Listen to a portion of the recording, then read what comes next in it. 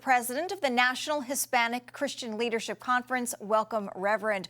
Polls show many Latino voters are moving toward more conservative stances now on issues like the economy, education, and immigration. What do you believe is driving this shift in 2024? The radical pivot towards the hard left on behalf of the Democratic Party. That's what's driving the shift. The Democratic Party of today is not the Democratic Party of Barack Obama in 2008. It is now the party of soft socialism, quasi-Marxism, open borders, over 15 million people coming in here illegally, bringing in fentanyl, strengthening the cartels, empowering the coyotes, unfortunately exacerbating human and sex trafficking. And the Democratic Party is now the party that believes that government should have the final word regarding our children. I mean, are you kidding me? 6, 7-year-olds that are questioning their sexuality? The Democratic Party believes that government has the right to dictate the sex of our children. Get your hands off our children. Latinos are saying enough is enough, pivoting towards conservatism. Reverend, you just mentioned the border. Latino voters often feel very strongly one way or the other about immigration policies and having secure borders. How do you see them balancing their priorities as they evaluate candidates who may or may not like a whole lot one way or the other?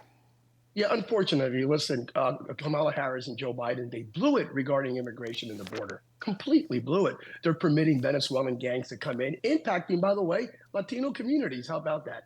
When Donald Trump speaks about mass deportation, we want him to focus on mass deportation of those that have come in the past 3.5 years, primarily focusing on those that are of the criminal element. Indeed, we don't want him mass deporting people that have been here 20, 25, 30 years, who are God-fearing individuals paying taxes and so forth. So both sides, I think they both need to concentrate on an immigration solution that is acceptable to Congress and to the American electorate in a way that reconciles the rule of law with the fact that we are a nation of immigrants. I have to ask you about this. There's been some backlash after a joke made at Trump's Madison Square Garden campaign event by a comedian about Puerto Rico. Do you think this is going to have any effect at all at the polls? A lot of people are being very judgmental about what the comedian said, and they're really upset about it. You realize you're asking a Puerto Rican that question. Right. That joke was garbage. That joke was garbage. Listen, the day after, in full disclosure, the day after I met with President Trump, I was at an event in Georgia. I was able to greet him and so forth. I can tell you with 100% assurance, he had nothing to do with that joke. Zero, nada.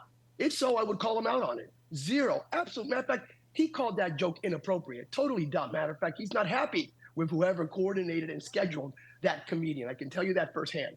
So the campaign tweeted immediately and condemned it and rebuked it.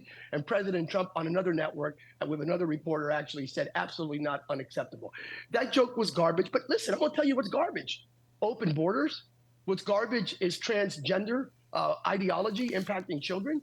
What's garbage is inflation and our current economic melees, high interest rates, mortgage rates. That's garbage. And that's the garbage we need to be focusing on as it pertains to removing come election day.